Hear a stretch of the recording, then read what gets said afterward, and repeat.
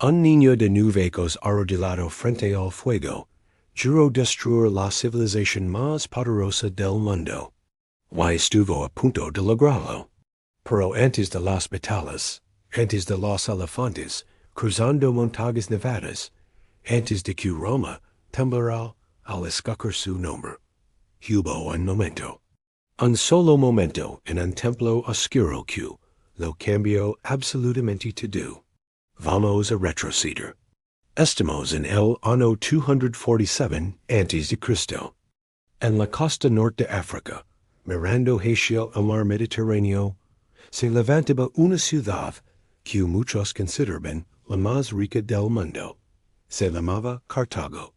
Sus puertos estaban repletos de barcos mercantes que iban y venían cargados de plata, marfil, telas, tenadas de púrpura y especias. Sus murallas se extendían a lo largo de más de 30 kilómetros. Sus mercados olían incienso y sal marina. Y en las calles empedradas se escuchaban conversaciones en púrtico, griego, numida y una docena de lenguas más. Cartago no era solo una ciudad. Era un imperio comercial que controlaba rutas marítimas desde las costas de España hasta las playas de Sicilia. Pero ese mismo año, mientras los mercaderes contaban sus monedas de plata, Cartago estaba perdiendo una guerra. Una guerra larga, agotadora y brutal, contra una potencia que crecía al otro lado del mar. Roma. La primera guerra púnica levaba ya 16 ecos. 16 ecos de batallas navales, asedios y miles de muertos. Y Cartago estaba perdiendo. Había perdido casi todas sus posiciones en Sicilia. Su flota había sido destruida varias veces. El tesoro público se vaciaba con cada campaña. Y en medio de esa crisis, los líderes de Cartago tomaron una decisión desesperada: nombrar un nuevo comandante para las fuerzas en Sicilia, un hombre joven, agresivo y brillante. Su nombre era Amílcar Barca. Y ese mismo año, en algún lugar de Cartago, su esposa dio a luz a su primer hijo varón. Lo llamaron Aníbal. Ahora imagine crecer en esa casa. Tu padre es un general en guerra. Sail durante meses, a veces ecos. Cuando vuelve, liga con cicatrices nuevas y con historias que los sirvientes repiten en susurros. Tu madre administra los asuntos de la familia sola. Tus hermanas mayores ya están prometidas a príncipes y generals aliados, porque en Cartago las alianzas familiares no eran cuestión de romance, sino de supervivencia política. Y el hijo mayor, sabes desde que tienes memoria que tu destino no te pertenece. Tu destino le pertenece a tu ciudad y a tu apellido. Barca. En lengua púnica significaba reo o relámpago. No era un apellido heredado, sino un apodo ganado en batalla. Amílcar lo había ganado en Sicilia, donde durante 6 ecos libró una campaña guerrillera desde las alturas del Monte Irkt, cerca de Palermo, hostigando a los romanos con ataques rápidos y impredecibles que los volvían locos. Los romanos nunca lograron atraparlo. Cada vez que creían tenerlo rodeado, Amílcar desaparecía y golpeaba desde otro punto. Era como intentar atrapar un relámpago con las manos. Pero en esa guerra, el relámpago puede vencer cuando tu propia ciudad te abandona. En el año 241 a.C., Roma destruyó la última flota cartaginesa en las Islas Agadas. Cartago no tenía dinero para construir más barcos. No tenía forma de enviar provisiones a Sicilia. Amílcar, invicto en tierra, tuvo que aceptar la paz. Y que paz, Cartago perdió Sicilia entera. Tuvo que pagar una indemnización gigantesca a Roma. Y poco después, aprovechando la debilidad cartaginesa, Roma se anexionó también Córcega y Chirguega, rompiendo los términos del tratado que ella misma había propuesto. few una humiliation. Amilcar, cincio cada cláusula de is tratado como una bofetada. Y según los historiadores antiguos, juró en silencio, que algún día habría una respuesta. Pero primero, Cartago casi se destruyó a sí misma. Los mercenarios que habían luchado en Sicilia volvieron a África exigiendo la paga que se les debía. Cartago no tenía dinero. Los mercenarios se rebelaron. Lo que siguió fue una guerra civil tan salvaje que los propios romanos la observaron con horror. La llamaron la guerra inexpiable, la guerra sin tregua. Amilcar fue llamado de vuelta para sofocar la rebelión, y lo hizo en 3 ecos de combates feroces, demostrando una vez más que como comandante militar no tenía rival en Cartago. Y aquí es donde la historia da un giro que nadie esperaba. En el año 237 a.C., Amilcar tomó una decisión que cambiaría el mapa del Mediterráneo para siempre. En lugar de quedarse en Cartago, peleando con políticos que lo envidiaban, decidió llevar un ejército a España.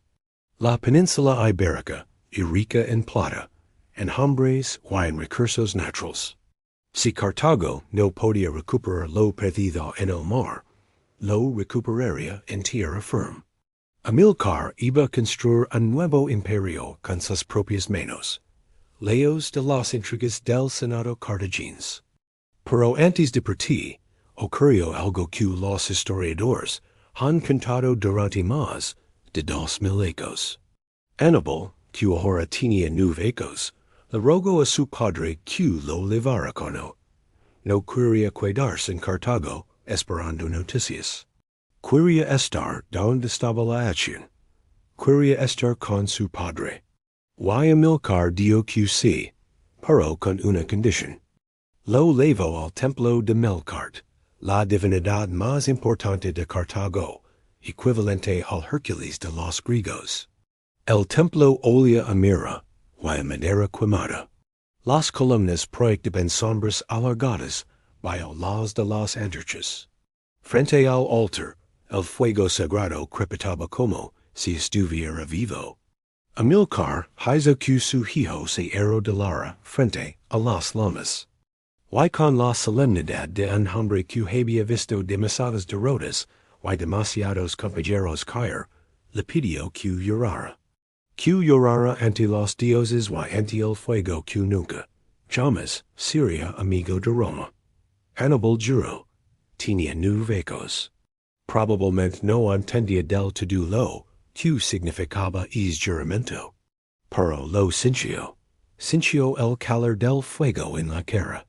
Sintió la mano de su padre apretando el hombro. Sintió el peso de las palabras asentándose en algún lugar profundo de su pecho. En ese rincón donde los niños guardan las promesas que nunca van a romper. Y a partir de ese día, su vida cambió para siempre. Aníbal cruzó el Mediterráneo con su padre y sus hermanos menores, Asdrúbal y Magón, rumbo a las costas de Hispania. Y durante los siguientes 9 años, creció no en aulas ni en bibliotecas, sino en campamentos militares. Su escuela fue el barro, el polvo, las marchas bajo el sol, y las noches frías al lado de fogatas, donde los soldados contaban historias de batallas pasadas. Aprendió a montar a caballo entre jinetes namitas del norte de África, algunos de los mayores del mundo antiguo, que cabalgaban sin silla y sin brida, controlando al animal solo con las piernas y la voz. Aprendió tácticas de combate, observando a su padre someter tribu tras tribu ibérica, usando a veces la fuerza, a veces la diplomacia, a veces la astucia pura.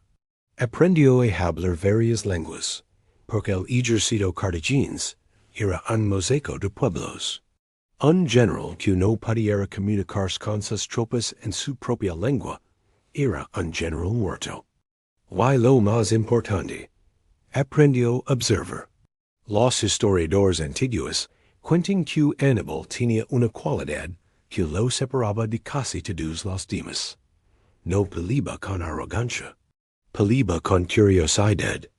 Estudiaba a su enemigo con la paciencia de un cazador.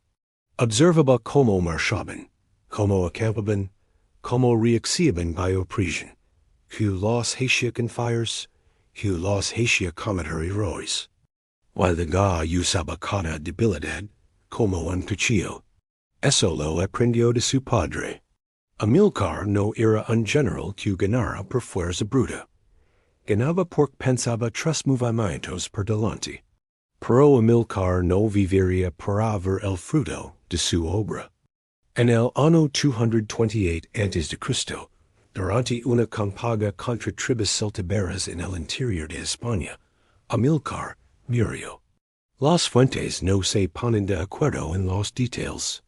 Algunas dicen que se ahogó cruzando un río bajo ataque enemigo. Otras sugieren una emboscada. Lo que sí sabemos es que sus hijos estaban probablemente presentes cuando su padre cayó. Aníbal tenía 19 hijos.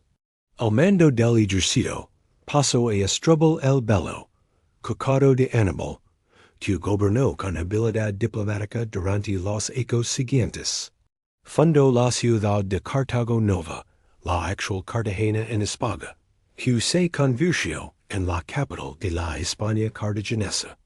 Y nombró a Aníbal como su comandante de caballería, un puesto de enorme responsabilidad para un hombre tan joven.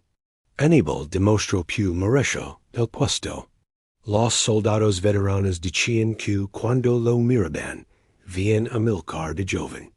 El mismo fuego en los ojos, la misma calma antes de la tormenta, la misma forma de caminar entre las tropas como si fuera a no más, durmiendo en el suelo, comiendo la misma comida que el último de sus soldados, ganando una lealtad que ninguna cantidad de oro podía comprar. Y entonces, en el año 221 a.C., Asdrúbal fue asesinado por un esclavo celta, con un agravio personal. El ejército necesitaba un nuevo líder. No hubo debate. No hubo votación formal. Los oficiales y los soldados, como si fuera lo más natural del mundo, proclamaron a Aníbal Barca como su comandante en jefe. Tenía 26 hijos. Comandaba un ejército formado por su padre, entrenado en una década de guerras en España. Y compuesto por guerreros de una docena de naciones diferentes que comparten una sola lealtad, la lealtad a él. Y en algún rincón de su memoria seguía ardiendo el fuego de aquel templo en Cartago. Seguía cinchando el calor en la cara y la mano de su padre en el hombro. Seguía escuchando las palabras del juramento. Roma no lo sabía. Los senadores en sus togas blancas debatían sobre comercio y política, mientras bebían vino en colinas con vista al Tíber. No perdían el sueño pensando en general Cartagines al otro lado del mar. No tenían ni la menor idea de lo que se les venía encima. Porque es niño que había llorado frente al fuego, ya no era un niño. Era el comandante más peligroso que el mundo antiguo había producido. Y tenía un plan que nadie veía venir. Un plan que empezaba con una ciudad llamada Sagunto, y que terminaría en las llanuras de Canas, en el día más sangriento que Roma jamás conociera. 37 elefantes, 50,000 hombres, y una cordillera que nadie creía posible cruzar. Eso fue solo el comienzo. Cuando dejamos a Aníbal en la primera parte de esta historia, tenía 26 hijos y acababa de ser nombrado comandante en jefe.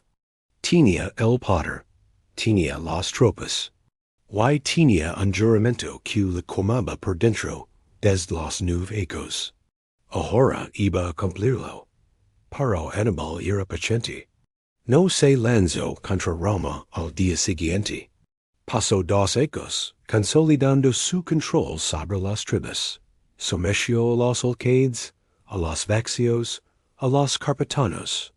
Cada campaga le daba más soldados, más recursos y más experiencia.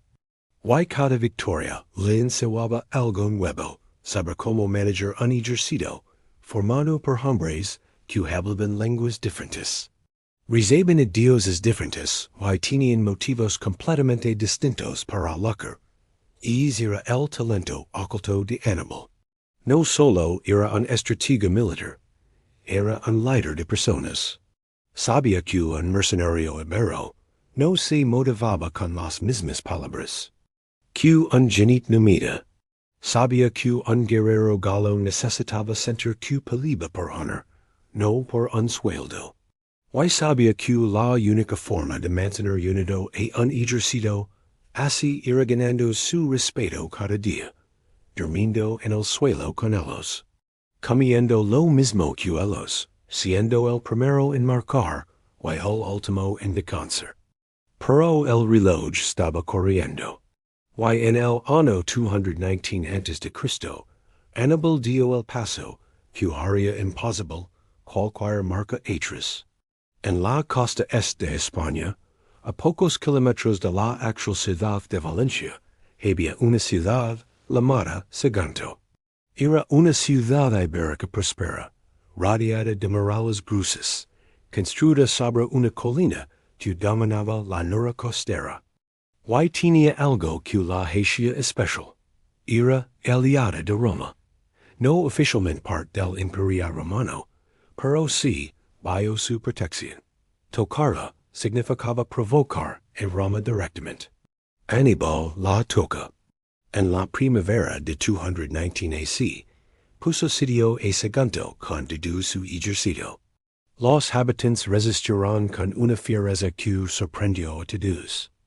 8 meses duró el asedio. 8 meses de muros defendidos, piedra por piedra, de intentos de negociación que fracasaron, de mensajeros que cruzaban el Mediterráneo, pidiendo ayuda a Roma. Y Roma no hizo nada. O más bien, hizo lo que siempre hacía, hablar. El Senado envió embajadores a Cartago, exigiendo que se castigara a Aníbal. Cartago se negó. Los embajadores amenazaron. Cartago los ignoró. Mientras tanto, Sagunto resistía sola. Cuando la ciudad finalmente cayó a finales del otoño de 219 AC, la noticia cruzó el mar como un trueno. Roma declaró la guerra. La Segunda Guerra Púnica había comenzado oficialmente. Pero aquí viene lo que de verdad importa. Porque lo que hizo Aníbal a continuación no tiene precedentes en la historia militar antigua. Los romanos esperaban que la guerra se libraría en Hispania o tal vez en el norte de África. Tenían sentido común. Cartago ya no posee una flota capaz de transportar un ejército entero a Italia. Y las únicas rutas terrestres desde Hispania hasta la península itálica pasaban por los Pirineos, el sur de la Galia, y luego los Alpes. Nadie en su sano juicio intentaría cruzar los Alpes con un ejército completo. Era suicidio logístico. Aníbal lo sabía, y por eso eligió exactamente esa ruta. En la primavera de 218 AC, partió de Cartago Nova con una fuerza de 50,000 soldados de infantería, 9,000 jinetes y 37 elefantes de guerra. Cruzó el río Ebro hacia territorio que Roma consideraba bajo su influencia. Cruzó los Pirineos luchando contra tribus hostiles. Miles de soldados desertaron antes de llegar a la Galia. Aníbal los dejó ir. No quería hombres que no estuvieran dispuestos a seguirlo hasta el final. Al llegar al sur de la Galia, tuvo que cruzar el río Rodano con todo su ejército, incluyendo los elefantes.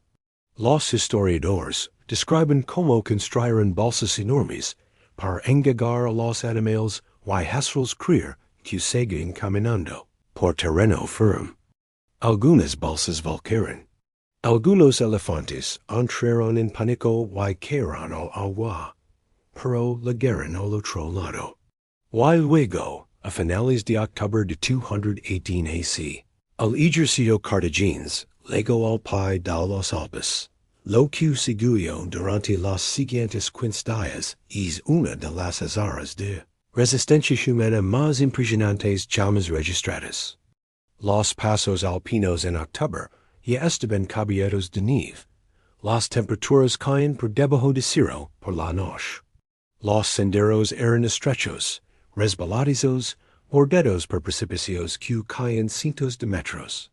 Los soldados, muchos de ellos africanos y españoles, que jamás habían visto nieve, marchaban por caminos donde un paso en falso significaba caer al vacío. Y no solo luchaban contra la montana. Las tribus galas de las alturas los atacaban constantemente. Lanzaban rocas desde posiciones elevadas. Emboscaban a la retaguardia en los pasos más estrechos. Robaban animales de carga por la noche. Cada kilómetro costaba vidas. Los elefantes sufrían especialmente. Sus patas, diseñadas para las llanuras del norte de África, resbalaban en el hilo. Según las fuentes antiguas, Aníbal ordenó a sus ingenieros que calentaran rocas con fuego y luego las partieran con vinagre para abrir caminos más anchos. No sabemos si el detalle es exacto, pero lo que sí sabemos es que lo intentaron todo para vencer. Y hubo momentos en que todo parecía perdido. Hubo noches en las que los soldados dormían en cornisas de roca con el viento hablando alrededor. Sin comida caliente, sin saber si al día siguiente habría un camino por delante o solo otro muro de nieve. Hubo mañanas en las que encontraban a compañeros congelados que no habían sobrevivido a la noche, pero Aníbal no se detuvo. Marcaba al frente cuando el peligro era mayor. Hablaba con los soldados por su nombre. Les señalaba las llanuras de Italia, que empezaban a verse. Desde las cumbres más altas, y les decía que aquello que estaban viendo era Roma, que todo lo que tenían que hacer era bailar, y que lo que les esperaba abajo valía cada paso de sufrimiento. Y le creyeron. Porque Aníbal no era el tipo de líder que daba órdenes desde la retaguardia. Era el tipo de líder que caminaba con barro hasta las rodillas al lado de sus hombres. Y eso, en un ejército de mercenarios, lo era todo. Cuando finalmente descendieron a las llanuras del norte de Italia, el ejército era una sombra de lo que había sido. De los 50,000 infantes que habían salido de España, quedaban alrededor de 20,000. De los 9,000 jinetes, quedaban unos 6,000. La mayoría de los elefantes habían muerto durante el cruce, o morirían poco después por el frío y el agotamiento. Los romanos que esperaban al otro lado no podían creer lo que estaban viendo. Nadie cruza los Alpes con un ejército. Era imposible.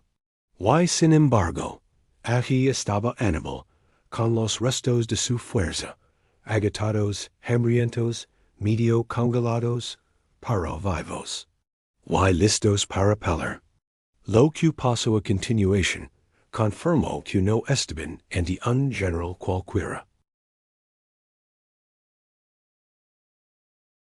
Aníbal los atrayó a cruzar el río helado al amanecer, con los soldados mojados hasta el pecho y temblando de frío. Y luego los envolvió con tropas escondidas en un barranco cercano. La derrota romana fue aplastante. Luego, en junio de 217 AC, llegó algo todavía peor para Roma. En las orillas del lago Trasimeno, Aníbal tendió la emboscada más grande de la historia antigua.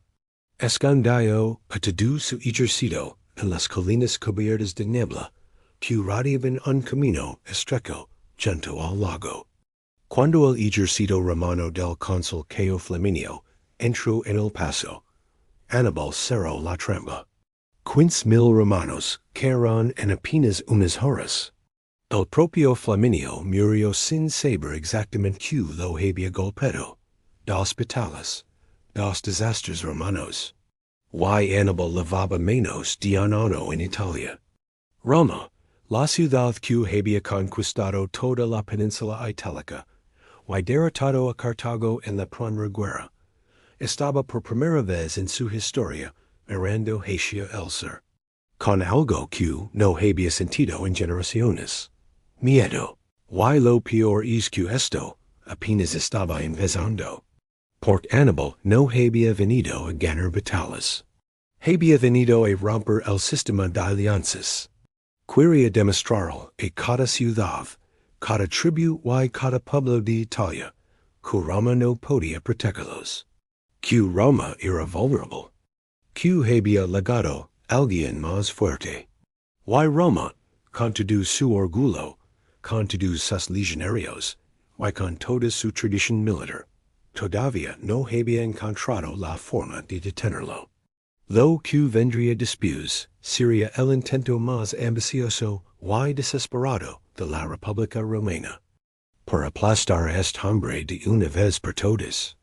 El ejército más grande que Roma había reunido jamás, 80,000 soldados marcando, hacia un lugar del que la mayoría nunca volvería, un lugar llamado Kenes.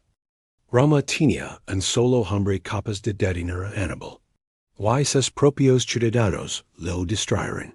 Después de los masacres del Trebia y del lago Trasimeno, Roma era una ciudad que olía a pánico. Los mercados cerraban temprano. Las madres abrazaban a sus hijos con más fuerza.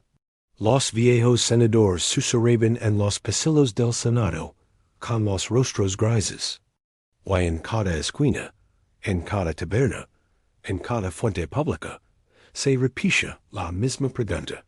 ¿Quién puede parar a este hombre? Porque las cifras eran aterradoras. En menos de un año, Aníbal había destruido 2 ejércitos romanos completos. Había cruzado una cordillera que se suponía imposible de cruzar. Había demostrado que la disciplina romana no servía de nada contra alguien que no llegaba con las mismas reglas. Y ahora estaba suelto en el corazón de Italia, marcando por donde quería, comando cosechas, saqueando granjas. Y cada día que pasaba, sin que Roma respondiera, más ciudades aliadas empezaban a preguntarse si habían apostado por el caballo equivocado. Roma necesitaba una respuesta. Y la encontró en el hombre más impopular de la República. Se llamaba Quinto Fabio Maximo. Tenía alrededor de 60 años. Había sido cónsul 2 veces. Era patricio, rico, conservador y extremadamente cauteloso. El Senado, en un acto de desesperación que no se veía desde hace décadas, lo nombró dictador. En la República Romana, este título significaba poder absoluto durante 6 meses. Sin debates, sin votaciones. Un solo hombre tomando todas las decisiones. Y la primera decisión de Fabio fue la más difícil de todas. No hacer nada. Bueno, no exactamente nada. Lo que Fabio hizo fue negarse a pelear. Reunió lo que quedaba de las fuerzas romanas y empezó a seguir a Aníbal a distancia. Siempre cerca, pero nunca lo suficiente para que Aníbal pudiera forzar una batalla. Fabio marcaba por las colinas cuando Aníbal estaba en los valles. Se posicionaba en terreno elevado donde la caballería cartaginesa no servía de nada. Cortaba líneas de suministro cuando podía. Quemaba las copas antes de que Aníbal liga ellos para que no encontrara comida. Atacaba pequeños destacamentos aislados y desaparecía. Era una estrategia brillante. Y Fabio lo sabía.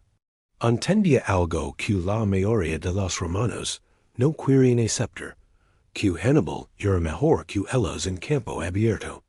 Que cada vez que Roma le daba una batalla campal, Aníbal la conversa en una trampa. Q la única forma de vencerlo era no diarlo pelar en sus términos, agotarlo, diarlo sin comida. Dar Q el tiempo. La distancia y la falta de refuerzos desde Cartago hicieron el trabajo sucio. Funcionaba. Durante semanas, Aníbal intentó provocar a Fabio, quimo compass justo frente al ejército romano, para humillarlo. Marco en círculos buscando un punto débil.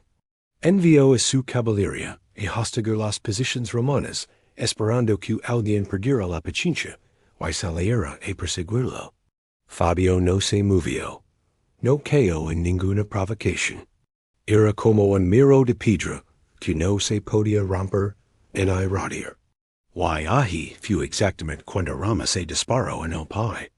Porque la paciencia no era una virtud que los romanos admiraran. Roma era una cultura de acción, de gloria, de generals que volvían a casa desfilando con los despojos del enemigo. La idea de que el ejército más poderoso del mundo se escondiera en las colinas como un perro, asustado mientras un extranjero pasaba por Italia, cuando lo que le daba la gana. Era insoportable. Los ciudadanos empezaron a burlarse de Fabio. Le pusieron un apodo que dolía más que cualquier derrota. Conch Tater.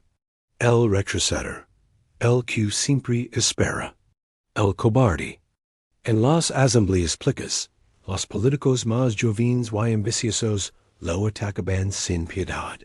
Decían que Fabio estaba traicionando a Roma con su pasividad. Que mientras él observaba desde las colinas, los aliados de Roma se pasaban al bando de Aníbal. Que Italia entera se estaba perdiendo no por culpa de Cartago, sino por culpa de un viejo que tenía miedo de pelear. Y Fabio cometió un error que lo cambió todo. No un error militar, sino político. Tuvo que volver a Roma por unos días para atender asuntos religiosos. Y dejó al mando a su segundo, Marco Minucio Rufo. Y Minucio era exactamente lo opuesto a Fabio. Joven, agresivo, impaciente. Minucio vio una oportunidad de atacar a un destacamento cartaginés y la provocó. Ganó una pequeña escaramuza. Nada decisivo. Pero en Roma, la noticia se recibió como si hubieran ganado la guerra. Las asambleas estallaron de entusiasmo. Los políticos dijeron lo que todos querían escuchar, que la estrategia de Fabio era innecesaria, que bastaba con tener el coraje de atacar. El Senado tomó una decisión sin precedentes. Le dio a Minucio un mando igual al de Fabio. Dividieron el ejército en dos. Aníbal no podía creer su suerte. En cuanto Minucio se separó con sus tropas, Aníbal le tendió una trampa cerca de la ciudad de Geronio. Escondió soldados en los pliegues del terreno y atrayó a Minucio con una provocación calculada. Minucio mordió el anzuelo. Sus tropas avanzaron confiadas hacia lo que parece una fuerza cartaginesa pequeña y vulnerable. Y de pronto se encontró rodeadas por todos lados. Fue Fabio quien tuvo que acudir al rescate. Marcó con sus tropas desde su campamento, y cuando Aníbal vio ligar a los refuerzos, se retiró. No quería pelear contra Fabio, en los términos de Fabio. Sabía que con Fabio no funcionaban los trucos. Minucio, humillado, regresó al campamento de Fabio y reconoció públicamente su error.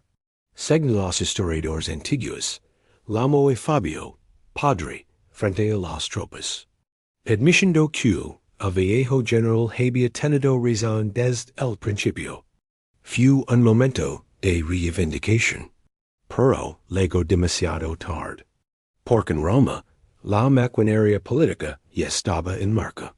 Cuando el mandato de Fabio como dictador terminó a finales de 217 AC, el Senado no se lo renovó. La estrategia de desgaste fu abandonada. Roma quiria sangri. Roma quiria una victoria total, y definitiva. Roma quiria en general, cumerara a Aníbal a los hoyos, y lo aplastara. En las elecciones de 216 AC, Roma eligió a dos nuevos cónsules. Uno era Lucio Emilio Paulo, patricio, veterano, prudent. Un hombre que entendía los riscos, y que probablemente habría preferido seguir el camino de Fabio. El otro era Cayo Terencio Varón, hijo de un carnicero, según algunas fuentes. Político de origen humilde, que había legado al poder prometiendo exactamente lo que la multitud quería escoger. Que él personalmente encontraría a Aníbal, y terminaría la guerra de un solo golpe. Y Roma les dio las herramientas para hacerlo. El Senado autorizó la movilización más grande en la historia de la República. 8 legiones completas, más tropas aliadas. Aproximadamente 80,000 soldados de infantería, y 6,000 jinetes. Un ejército tan masivo que cuando marcaba por los caminos de Italia, la columna se extendía durante kilómetros. El polvo que levantaban se podía ver desde las colinas a horas de distancia. El mensaje era claro. Roma iba a aplastar a Aníbal por pura fuerza numérica. No necesitaban trucos ni estrategias complicadas. Solo necesitaban más hombres que el enemigo. Y los tenían. Duplicaban a Aníbal en infantería. La matemática era simple. Lo que Roma no entendía era que Aníbal nunca había ganado por matemática. A principios del verano de 216 AC, Aníbal hizo un movimiento calculado. Marcó hacia el sur, y se apoderó del depósito de suministros. Cerca de la antigua ciudad de Cannes, en la región de Apulia, junto a la costa del Adriático. Era un almacén de grano. Al tomarlo, Aníbal no solo consiguió comida para sus tropas. Obligó a Roma a reaccionar. Si los cónsules no marchaban hacia él, perecerían débiles. Y si marchaban hacia él. Bueno, eso era exactamente lo que Aníbal quería. Varón y Emilio Paulo dieron la orden de marcar. 80,000 hombres se pusieron en movimiento hacia el sur. Después de 2 días de marca, encontraron al ejército cartaginés acampado junto al río Ofido en una llanura abierta. Plana, sin árboles, sin colinas, sin nada que pudiera servir de refugio. A simple vista. El terreno favorecía a Roma. Un campo abierto era perfecto para desplegar una masa de infantería enorme. No había bosques donde esconder una emboscada. No había colinas desde donde lanzar un ataque sorpresa. Era el tipo de terreno donde la superioridad numérica debería decidir la batalla. Emilio Paulo miró el campo y sintió algo frío en el estómago. Algo no cuadraba. ¿Por qué Aníbal había elegido pelear precisamente aquí? ¿Por qué un general famoso por sus trampas elegiría un terreno así? Varón no se hizo esas preguntas. Varón vio 80,000 hombres detrás de él, y 40,000 delante. Y sonrió. La fecha era finales de julio de 216 a.C. En cuestión de días, esa llanura polvorienta junto al río se convertiría en la escena de la peor derrota militar que Roma sufriría en toda su historia. Y el hombre que lo haría posible llevaba 18 ecos preparandos para este momento. Desde aquella noche en el templo, desde aquel fuego, desde aquel juramento, todo había levado a Cannes. Y Cannes estaba a punto de comenzar. En las próximas 6 horas, más de 100 hombres morirían por minuto en una llanura que el mundo nunca olvidaría. 2 de agosto de 216 a.C., el sol salió temprano sobre las llanuras de Cannes y trajo consigo un calor seco y pesado, que se pegaba a la piel. El río Ofido brillaba bajo la luz del amanecer, moviéndose lento y sucio entre orillas de barro. Y desde el sur soplaba el libeccio, un viento caliente que levantaba nubes finas de polvo y arena de la tierra reseca. En el lado romano del campo, 80,000 hombres se preparaban para lo que creían sería el día definitivo. El cónsul Varón estaba al mando ese día, porque los cónsules alternaban el mando cada 24 horas. Y ese era su turno. Varón había dado una sola orden, atacar de frente con todo, sin sutilezas, sin rodeos. La masa de infantería romana avanzaría. En el centro como un puño cerrado, y rompería la línea cartaginesa por la mitad. Para asegurarse de que el golpe fuera devastador, Varón hizo algo inusual. Comprimió las filas de la infantería. En lugar de la formación habitual, apretó a los legionarios unos contra otros, creando una columna más profunda y más estrada. La idea era concentrar toda la fuerza en un solo punto, como un rayo humano que atravesaría el centro enemigo sin detenerse. Era un plan lógico. Contra cualquier ejército normal, probablemente habría funcionado. Pero al otro lado del campo, Aníbal Barca estaba sonriendo. Aníbal tenía aproximadamente 40,000 infantes y 10,000 jinetes. La mitad del ejército romano. Cualquier otro general en su situación habría buscado una posición defensiva, una colina, un bosque, algo que compensara la desventaja numérica. Aníbal eligió una llanura abierta y plana. ¿Por qué? Porque la llanura era parte de la trampa. Aníbal desplegó su ejército en una formación que ningún general romano había visto antes. En el centro colocó a sus tropas galas y hispanas. Guerreros feroces pero ligeros, armados con escudos y espadas cortas. Los posicionó en una línea que se curvaba hacia adelante, como el arco de un punto que apunta hacia el enemigo. Y esa curvatura era todo. Era la clave de lo que vendría después. En los flancos, a ambos lados de esa línea curva, escondió a su infantería pesada libia. Eran sus mayores soldados. Veteranos duros, entrenados durante años, y muchos de ellos equipados con armaduras, escudos y espadas que habían recogido de los romanos.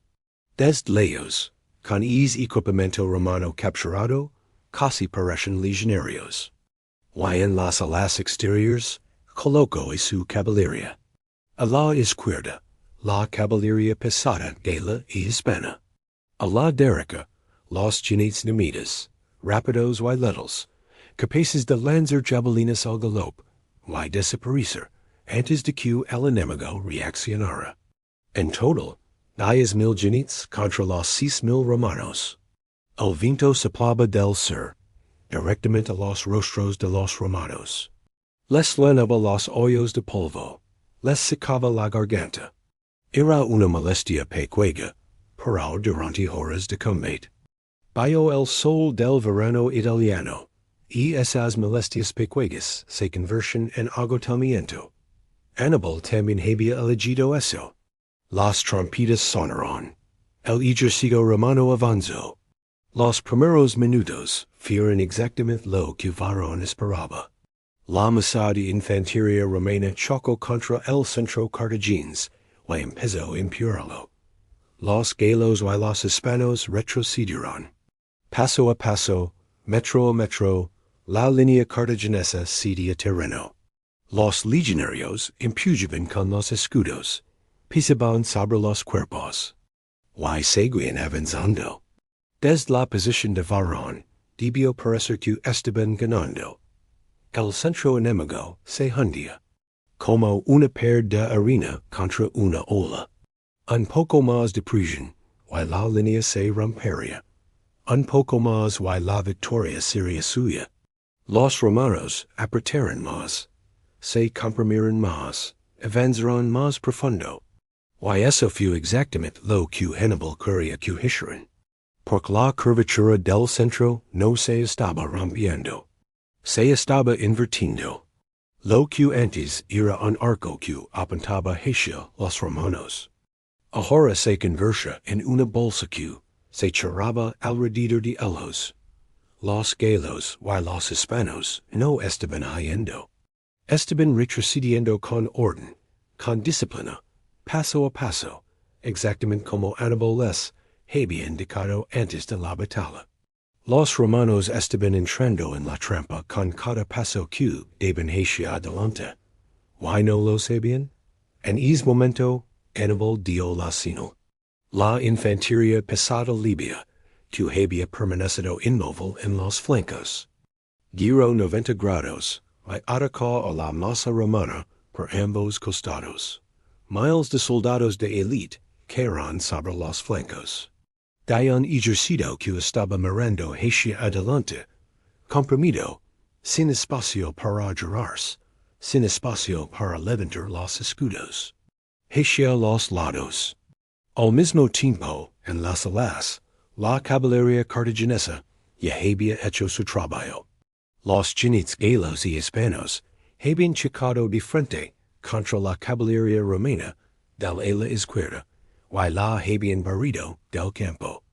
Los numidas, al otro lado, habían mantenido ocupada a la caballería aliada romana con escaramuzas constantes. Y ahora, la caballería victoriosa del ala izquierda hizo algo que cambió la batalla para siempre, en lugar de perseguir a los jinetes.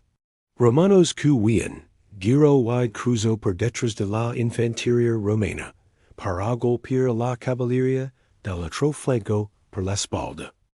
La caballería romana desapareció del campo. Y entonces, esos mismos jinetes cartagineses hicieron su última maniobra. Rodaron por detrás a la enorme masa de infantería romana y cerraron el último lado del cerco. 80,000 romanos estaban completamente rodeados. Lo que siguió no fue una batalla. Fue algo que los historiadores antiguos apenas podían describir sin quedarse sin palabras. Los legionarios estaban tan apretados que no podían levantar los brazos. Los que estaban en el centro de la formación no podían alcanzar al enemigo en quisieran, pero tampoco podían huir. Los de los bordes recibían golpes desde todas las direcciones. No había retaguardia, no había flancos, no había escape. El sol subía y el calor aumentaba. El viento seguía lanzando polvo a los hoyos. Los hombres del centro se aplastaban unos contra otros por la presión de los que empujaban desde fuera. Algunos morían simplemente por asfixia, sin que nadie los tocara. Horas. Esto duró horas. No fue una carga rápida ni un colapso repentino. Fue un cerco lento, metódico, agotador, donde los cartagineses iban cerrando el espacio paso a paso. Cuando el sol empezó a brillar en el horizonte, el campo de Canas era irreconocible. Las cifras que dan los historiadores antiguos varían, pero todas son devastadoras. Según Polibio, murieron alrededor de 70,000 romanos. Según Tito Livio, fueron 48,000 muertos y casi 20,000 capturados. Los historiadores modernos estiman entre 48,000 y 70,000 muertos romanos en un solo día. El cónsul Emilio Paulo murió en el campo. También cayeron 29 de los 40 tribunos militares del ejército. Al menos 80 hombres de rango senatorial. Más de 200 caballeros del orden ecuestre. Se calcula que uno de cada 5 hombres romanos en edad de combatir murió ese día. Varón escapó con apenas 50 hombres. Aníbal perdió alrededor de 6,000 soldados. Habia anacolado ejercito q, lo duplicaba intamago, usando solo terreno, vinto, psicologia, y una formation, q nadi en el mundo antiguo, habia visto llamas. Esa noche, mientras el campo de canas todavía humeba bajo las estrellas, Maharbal, el comandante de la caballería cartaginesa, cabalgó hasta la tienda de Aníbal. Estaba eufórico. Dio a Aníbal que marcara sobre Roma inmediatamente. Que la ciudad estaba indefensa. Que en 5 días podrían estar cenando en el Capitolio. Aníbal lo pensó. Why dio que no? Su ejército estaba agotado. No tenía máquinas de asedio. Roma tenía murallas. Era demasiado arriesgado. Maharbal lo miró con una mezcla de admiración y frustración, y pronunció unas palabras que resonarían a través de los siglos. ¿Sabes vencer, Aníbal, pero no sabes aprovecher la victoria? Ecos después, el propio Aníbal reconocería que Maharbal había tenido razón. Que es fue el momento. Que la puerta estuvo abierta durante unos días, y él no la cruzó. Pero esa noche, nadie pensaba en el futuro. Esa noche, lo único real era el silencio sobre las llanuras de Canas. Un silencio pesado, enorme, roto solo por el viento que seguía soplando desde el sur, arrastrando polvo sobre un campo donde la historia acababa de partirse en dos. Aníbal había logrado lo imposible. Había creado la victoria táctica más perfecta que el mundo antiguo jamás vería. Pero la guerra no había terminado.